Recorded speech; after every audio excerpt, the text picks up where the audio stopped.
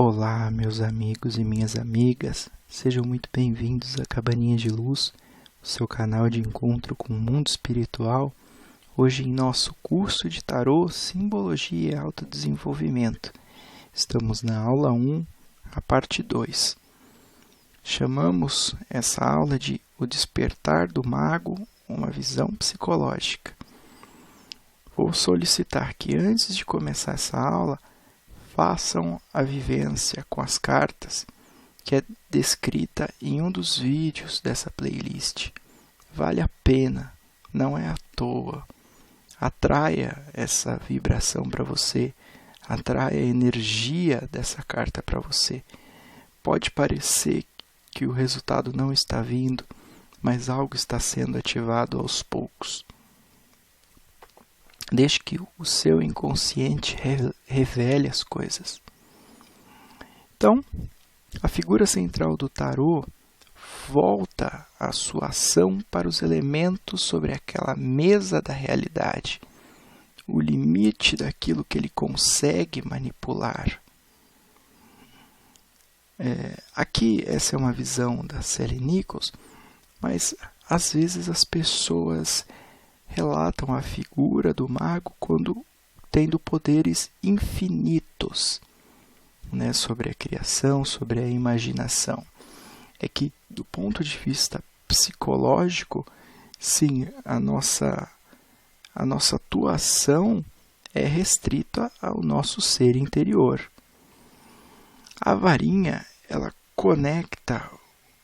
nos conecta ao Deus da revelação, Hermes. O mago, ele possui poderes mágicos que nos auxiliam no processo de autocompreensão, autodesenvolvimento, o que Jung chamou de individuação. Aquilo que é capaz de nos transformar em um ser com características únicas e nos guiar pelos mais profundos cantos de nossa alma. Então, olhando a figura do mago, relembramos aquele mágico de festas. Olha, ele sempre tem uma plateia. E essa plateia, ela precisa do mago, assim como o mago precisa dela. O mago não faz o seu show se não tiver uma plateia para assisti-lo. Ele pode treinar nas horas vagas, porque ele sempre está criando. Mas ele precisa da plateia e de voluntários para que realmente consiga fazer o grande espetáculo. E aí, essa plateia que participa somos nós mesmos. Quando nós damos o nosso impulso inicial, fazemos o nosso esforço, porque nada vem sem esforço. A mágica existe em muitas formas, mas é necessário o esforço, até para pensar, a disciplina de manter padrões vibratórios positivos. Tudo isso é uma magia, mas as pessoas não conseguem mantê-la, porque elas não têm vontade de se esforçar. Muitos começam o tarô, a entender o tarô e param, porque é difícil, exige um esforço mínimo. O mago vai exigir isso de você, ele não vai te dar todos os mistérios e a chave para todas as divindades sem passar por um teste. E muitas vezes ele te ilude. Foi o que eu já falei na primeira aula. Ele te mostra a moeda. E a maioria das pessoas vai na moeda, ela brilha, ela é riqueza. E ele fala, o que você quer aqui dessa mesa? Olha, eu tenho essa moeda, mas eu tenho esse bastonete aqui. O que as pessoas escolhem? Se ele sugere para elas a moeda, As pessoas vão na moeda que sabem que tem valor, quando o real valor está no bastonete. O símbolo espiritual, a elevação espiritual, o poder da criação como um todo. Então, o mago ele pode nos ajudar porque ele é um profissional com foco naquilo que ele faz. E ele é um artista, ele busca sempre a perfeição. Quantas horas um mágico tem que treinar para conseguir fazer uma ilusão? Quanto esforço pessoal ele coloca naquilo? A magia, ela exige um certo preparo, um certo treino, uma disciplina, concentração. Isso tudo, aos poucos, vai burilando a pessoa. E ela vai se tornando um manipulador dos elementos que a rodeiam. Por exemplo, uma pessoa que começa um desenvolvimento de uma prática qualquer, vamos pensar mediunidade. A início, ela não consegue sentir nada. E com o passar do tempo, aquilo vai se tornando cada vez mais natural. E ela vai conquistando seus objetivos, mas ela teve que se esforçar. Ali existiu a energia do mago, que fez a conexão, por mais que ela não perceba. O Senhor ali, a iniciação ali, aquela prática, exigiu a força do mago, o pontapé inicial. A mão, ela é instrumento de trabalho de qualquer pessoa. Através das mãos, nós transformamos a matéria. Ela simboliza a capacidade consciente do homem manipular a natureza, canalizar suas energias para aquilo que ele quer, para o seu intento criativo. A mente pensa, as mãos fabricam. O mago, ele dirige a nossa atenção sempre para a moeda, como nós falamos. Ele quer nos iludir. Ele quer criar o grande espetáculo, mas ao mesmo tempo ele precisa nos iludir. Cabe a nós passarmos pelos testes do mago. Tudo é uma aparente realidade. Ele faz com que seja assim. Ele ganha sua confiança, é uma ilusão mesmo. Porque a gente entende no mundo do universo, quando a gente para de pensar só na gente, a gente descobre que o poder de Deus está em todos, em tudo. E é tudo junto ao mesmo tempo. Uma coisa começa, termina, um fim, um início, um começo, a morte, a vida, tudo são antagônicos, mas não são ao mesmo tempo. Tudo é um. Então, nós vemos que algumas pessoas colocam a magia como uma ciência oculta. E nesse sentido, ela pode ser um milagre ou um grande truque. Uma base essencial é que seja revelado isso para as pessoas consigam transcender e entender se realmente aquilo foi um truque, aquilo é um milagre. Isso traz uma grande força de nós atravessarmos a ilusão e realizarmos como seres que somos, criadores, detentores de poder, de prodígios.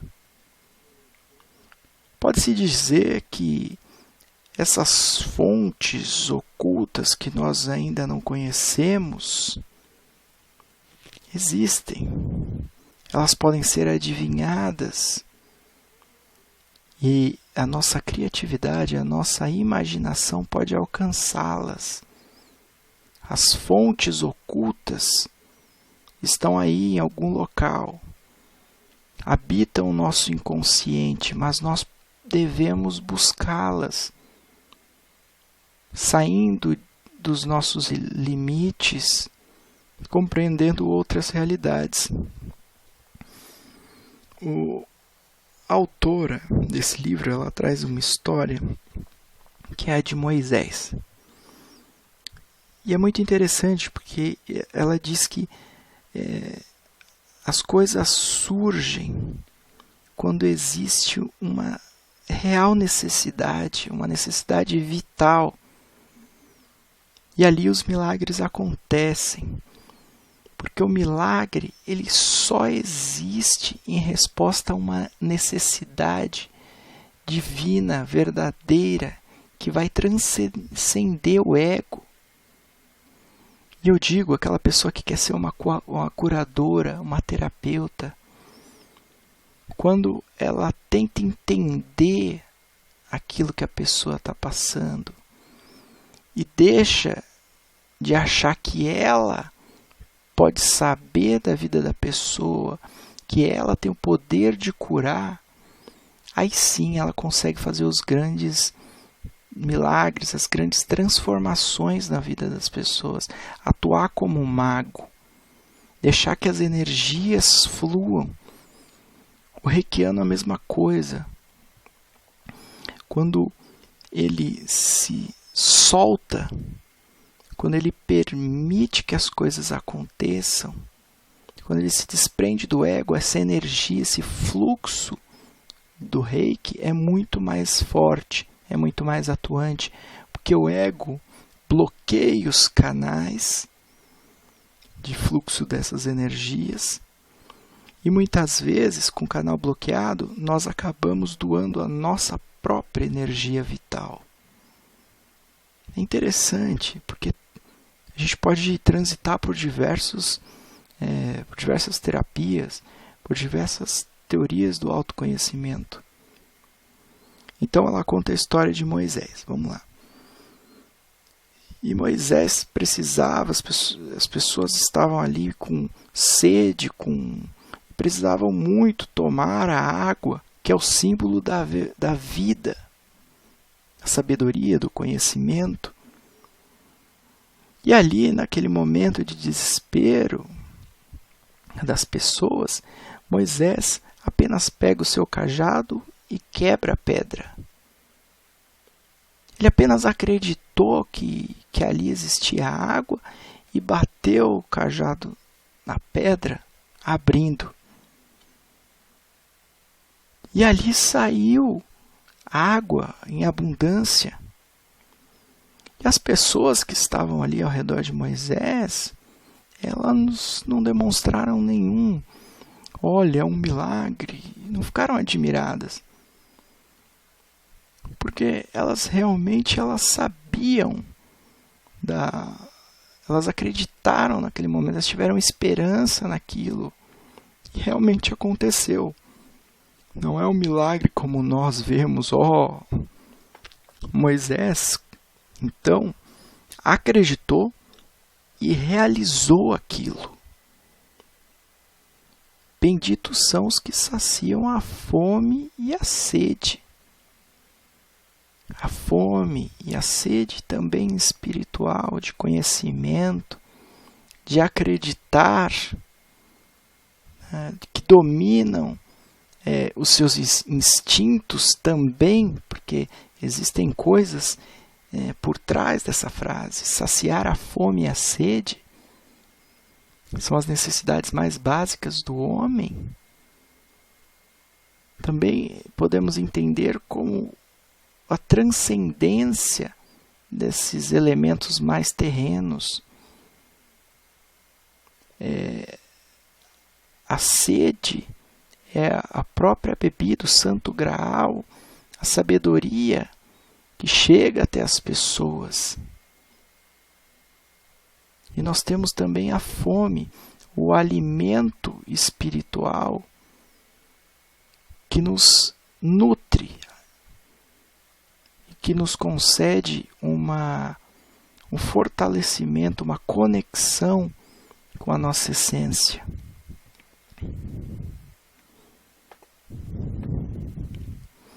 Então, para Jung, segundo essa autora, todos os milagres, magias e acontecimentos parapsicológicos possuem um ingrediente comum sempre, que é a esperança de que algo se realize. Então, quando você faz uma oferenda, quando você acende uma vela, quando você deposita ali a sua intenção, a sua esperança, mas sem ego, sem aquela eu sou poderoso, eu sou grande manipulador, eu consigo fazer tudo. Quando você deixa que as coisas atuem naturalmente, entende o fluxo de energias do universo, as coisas vão fluir de uma maneira muito melhor. Quanto mais poderoso você for, mais dificuldade você vai ter de entender isso. Porque o poder é do universo. O mago apenas manipula essas energias. Ele em si não é o poder, mas ele tem a capacidade de manipular todas essas energias, fazer com que elas fluam. E o poderoso, ele fica preso na moeda. Ele nunca vai procurar o bastão. O mago que vive nas profundezas do nosso ser, no nosso inconsciente, onde não existe o tempo, o espaço, o corpo, a alma, o espírito, a matéria, esses conceitos, ele tem um poder de nos conectar com a grande unidade da perfeição, a saúde, a harmonia, outras pessoas, outros universos. Não existe limites para o inconsciente. Jung fala isso, fala sobre a existência desse inconsciente coletivo. E o nosso mago nos conecta a magos de outras pessoas. São pontos de luz, são redes de conexão, de diplomacia. Ele não é um mensageiro, mas ele faz o intercâmbio entre o nosso interior e o nosso exterior, através do inconsciente. Então, é esse que habita no grande vazio, que ao mesmo tempo é de onde tudo irá se originar, ele tem essa capacidade. Ele é o Deus no momento da manifestação. Então imagine que Deus era uma bola de luz em meio vazio, sem nada, e em determinado momento, através da sua intenção de criação, através do poder do mago criador, ele expandiu tudo, e tudo se criou, e tudo foi se criando através da sua vontade. Ele teve que sair da inércia que ali existia. E esse mago, ele habitava ali com Deus. Primeiro ele foi criado através do próprio comando, crie-se. E no momento de se criar, fazer a luz, o mago se criou.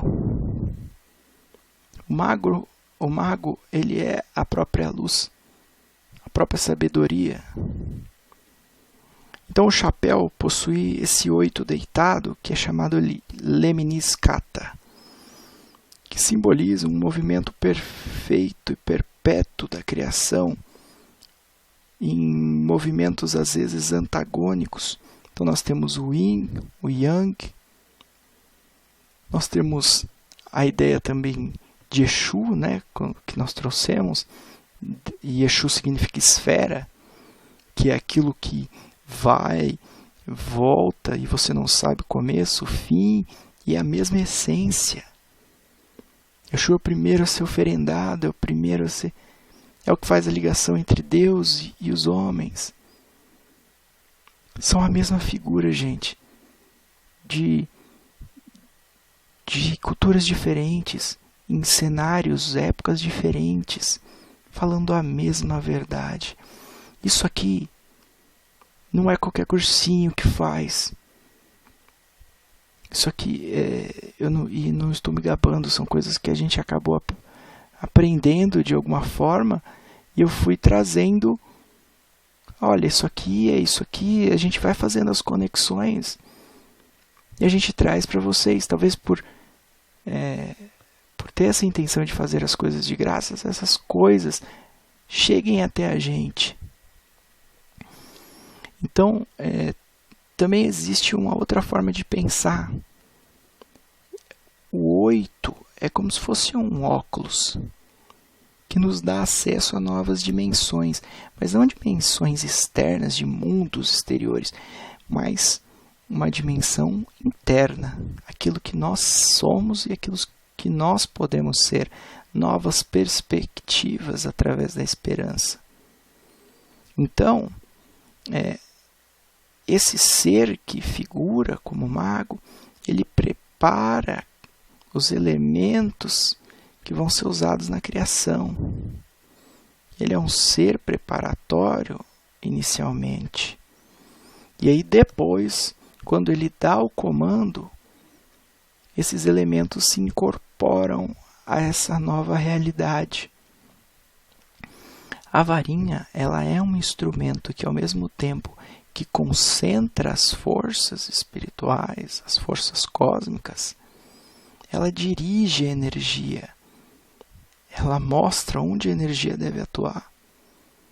O maestro coordena uma orquestra.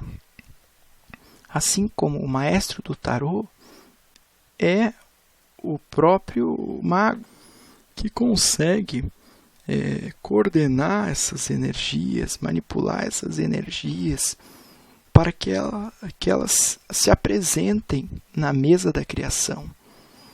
Então, quando nós estamos puxando as cartas, é ao mago que nós recorremos, porque ele que vai acessar o nosso inconsciente, ele que vai puxar aquela necessidade para determinada coisa.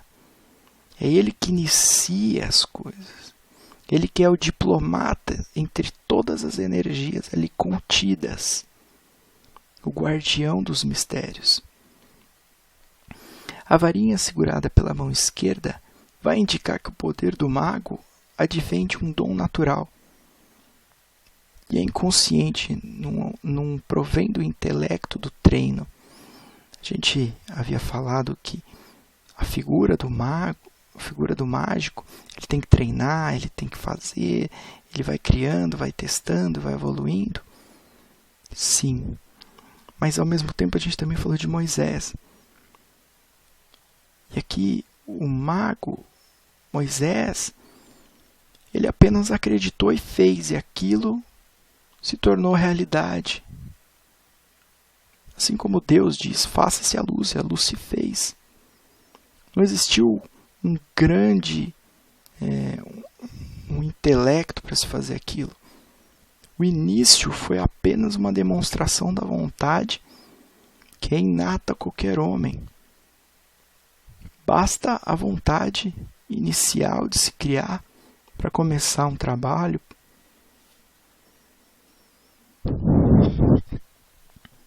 E aí existe aqui eu trouxe a criação de Adão, porque muitas vezes o mago ele pode ser simbolizado pelo dedo indicador em muitas obras.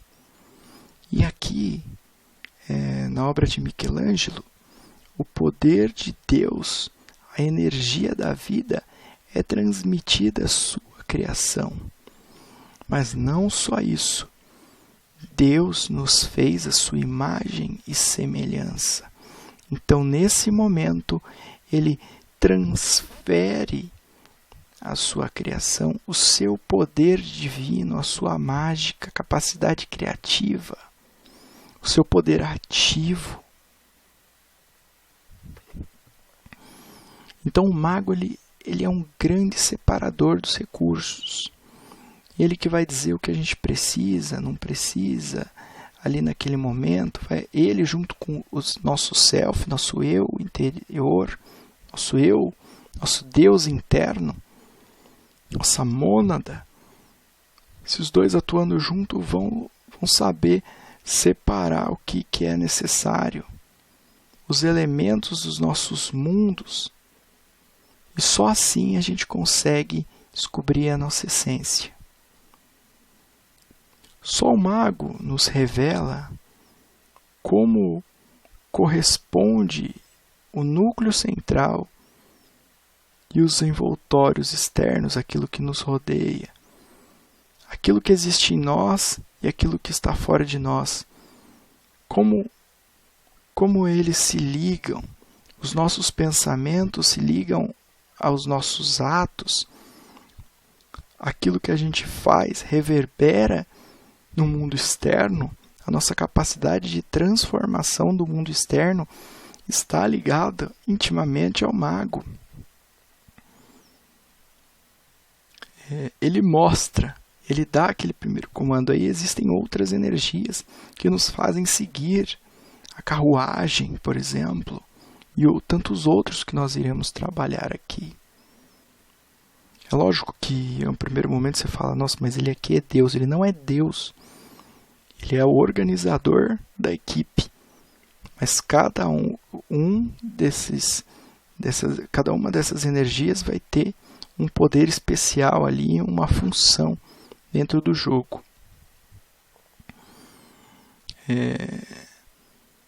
A alquimia, ela demonstrava que existe sim uma relação entre o mundo interno e o externo. O ouro que se buscava era o ouro interior da transcendência e não o ouro do externo, a medalhinha mostrada pelo mago. Jung descreve esses processos de alquimia, destilação, separação, liquefação, todos esses, correspondendo às várias fases da individuação, da nossa busca por quem somos realmente. Jung diz que, trabalhando com o externo, os alquimistas alcançaram uma conexão intuitiva que gerava transformações dentro de sua própria natureza. Então, existem vibrações externas que vibram dentro de nós, simbolicamente. E isso é a mesma coisa que acontece, vamos dizer, de uma maneira didática, no tarô. O tarô tem essências, tem portais, tem ensinamentos que existem dentro de nós. Mas nós não conseguimos enxergar. Então, existe esse trabalho. Mostra-se o tarô externo para que aquilo que exista correspondente em nós se liberte. E muitas vezes o mago ele precisa utilizar de ilusões para que o nosso ego permita que a figura do tarô se manifeste da maneira correta. Por exemplo, uma sacerdotisa, ela pode estar aprisionada dentro do nosso ego, por qualquer razão que seja, que nós não sabemos, são infinitas. Nosso ser às vezes bloqueia determinadas energias e nós precisamos buscá-la em um processo de cura. Talvez uma apometria possa ajudar nisso, talvez problemas de personalidades, problemas de regressão, problemas de vidas passadas, tudo que feriu-nos, nossa alma, nossa mônada interna, e a gente vai sempre curando. Existe uma lenda que, assim que nós curarmos, juntarmos todos os cacos de nossa alma, nós seremos um com Deus.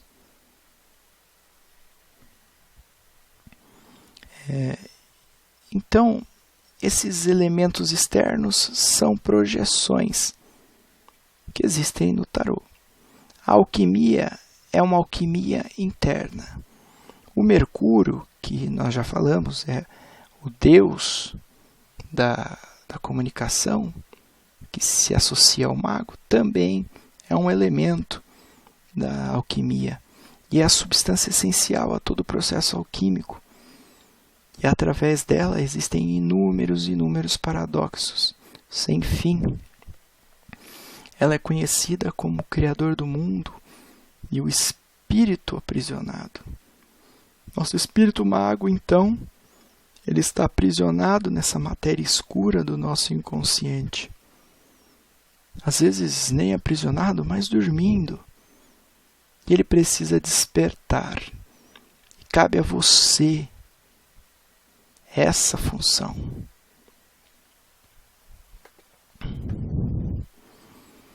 Então, nós mesmos somos criadores do nosso mundo e escravos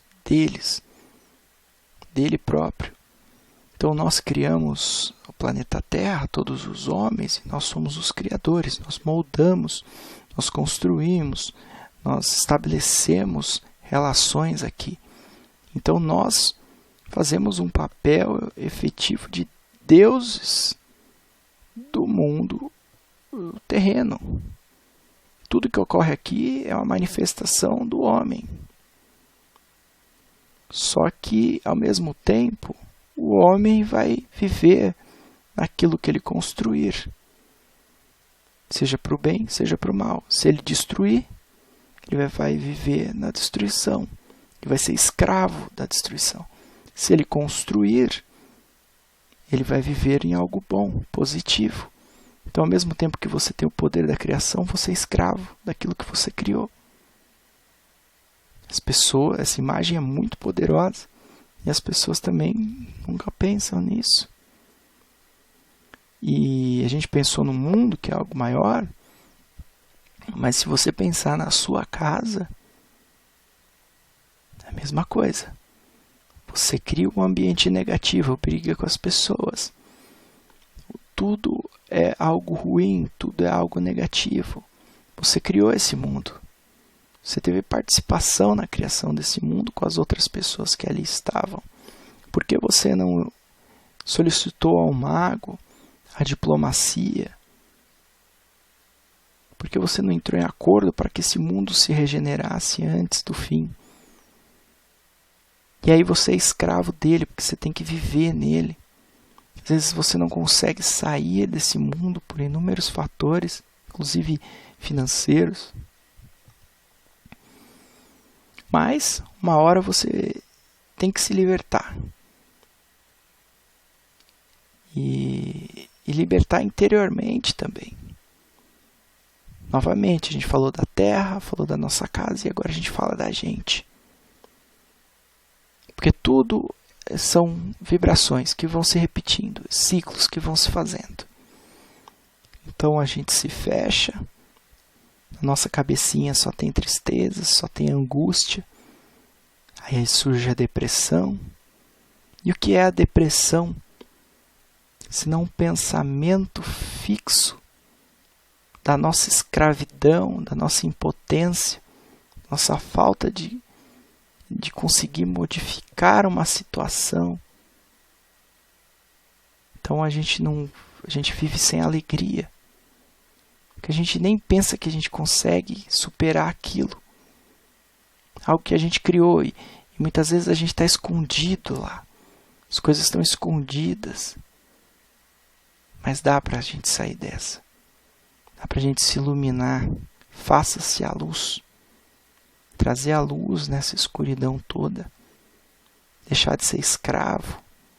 E voltar a ser o criador de um mundo melhor. Então, libertemos o nosso espírito, essa essência de Mercúrio, essa essência aprisionada com poder infinito. Aí ela coloca aqui, a autora, que com a mão direita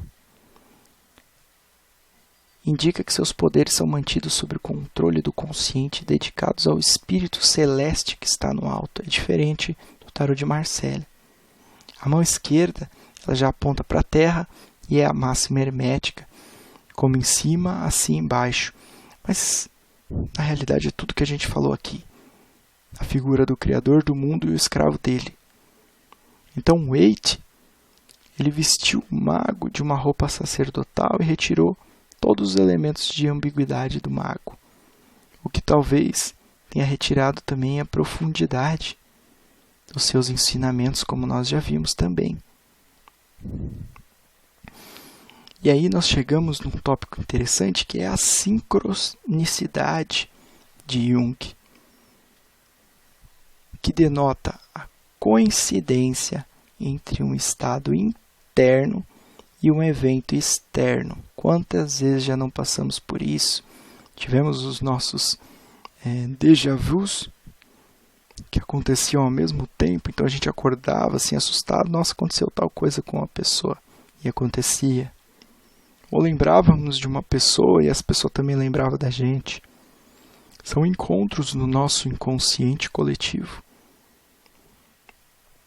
A gente fala um pouquinho dessa sincronicidade na primeira aula, na realidade, né?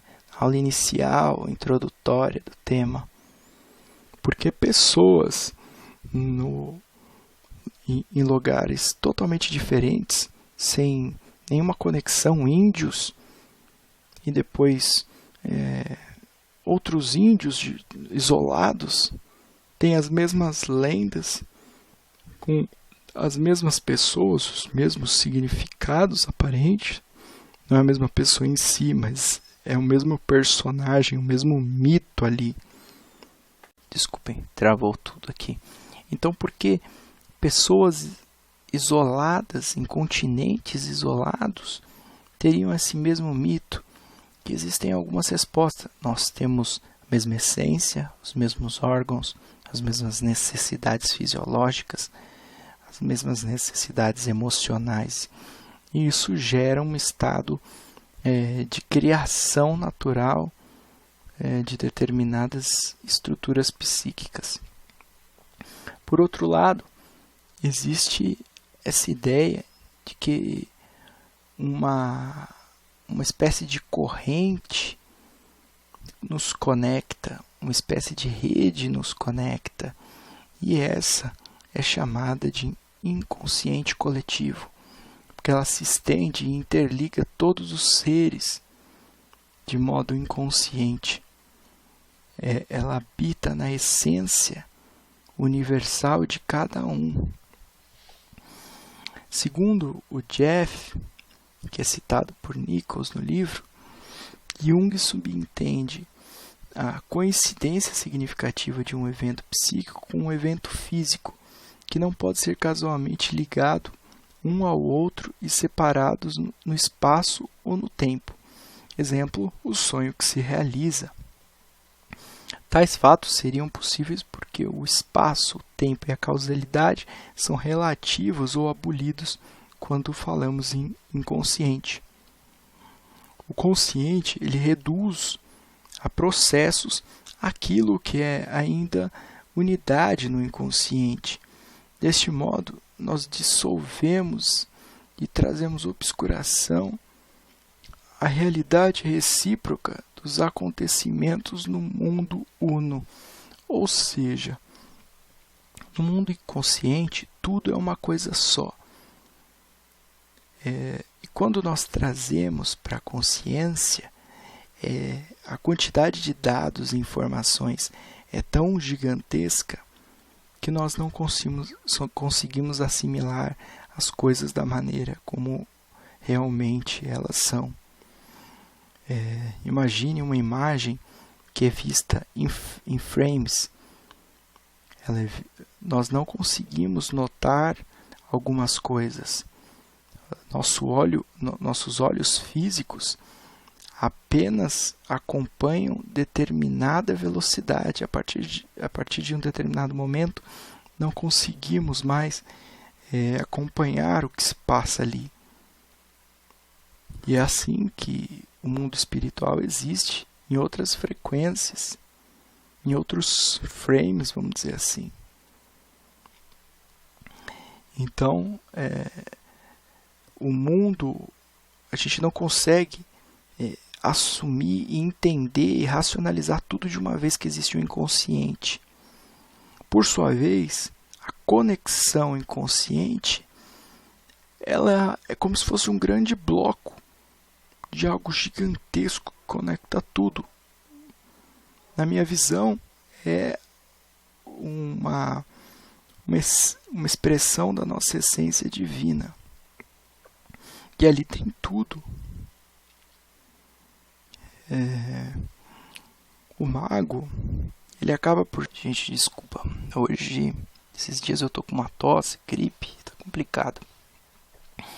Então, o mago que ele vai ser o responsável pela conexão da nossa essência interna e a externa por meio do nosso inconsciente. Ele que produz essa sincronicidade, permite a sincronicidade. Então ainda Jeff, ele fala, as experiências com sincronicidade mostram que existe uma maior probabilidade de ocorrerem esses eventos, esses fenômenos de sincronismos, quando existem elementos arquétipos, acontecimentos arquétipos. Quando a gente começa a estudar determinadas forças, elas tendem a se manifestar na nossa vida. E é por isso que a gente sempre fala, façam as vivências. Vejam como a vivência se manifesta na sua vida. Às vezes você precisa resolver um problema, comece a entrar em conexão com essa força e talvez venha a resposta intuitivamente. Mas é uma coisa muito suave, muito sutil. É um insight que vem. Não é o nosso ego dizendo pra gente, olha, é um poder sobrenatural. Não, é um poder natural. Que está aí dentro de você. Você só precisa acessar. Mas para isso você precisa se desprender. A energia de Mercúrio, do Mercúrio, ela tem que sair, explodir, deixar essa prisão dentro de você. Aqui ela traz um exemplo. Quando eu comecei a trabalhar com o tarô, as sincronicidades em conexão com os trunfos começaram a acontecer de forma cada vez mais frequente. Ela coloca que, além do tarô, as artes também podem revelar essa expressão do inconsciente. E ela traz no livro dela uma história que ela queria muito determinada escultura, porque ela tinha elementos para ela importantes para o trabalho que ela estava desenvolvendo naquele período. E tudo bem, né? Vamos chamar, eu não lembro o nome, mas vamos dizer que será a peça X. Ela foi até determinado local, já com isso na cabeça, essa imagem considerada arquetípica dessa figura X. E aí nesse lugar, sem querer, alguém esbarrou em algum local e caiu uma revista. E justamente naquela página estava a imagem da figura X que ela queria. Olha só. E não é só isso. Não era uma revista nova, era uma revista de anos atrás, que estava por algum motivo ali naquele local. E são as coincidências da vida, né? Será que existem coincidências? Então, o mago do tarô, em termos junguianos, ele é a consciência do ego que cria a ilusão ou a autopercepção que se dissipa. O mago do tarô, ele é aquele que entende quem ele realmente é. Ele é aquele que consegue sair das ilusões que ele mesmo criou. Ele consegue trazer para o ego uma certa consciência da sua natureza. Então, ele sempre vai representar a vontade do homem e a vontade de Deus, assim na terra como no céu. E pela consciência, nós vamos entendendo o mundo das coisas. E também nós vamos nos libertando das nossas confusões mentais, daquilo que a gente cria. O mago, ele cria a confusão, mas ele consegue nos guiar através dela. E essa ilusão, essa confusão, às vezes é justamente para nos testar ou para enganar o nosso ego e a gente conseguir ver a verdade por trás dele. O mago, ele é o que nos conecta com o nosso eu superior, nossa mônada espiritual, a essência de Deus em nós. Mas ela conecta a nossa consciência, o nosso ego e o nosso eu superior. Todos começam a trabalhar em equilíbrio.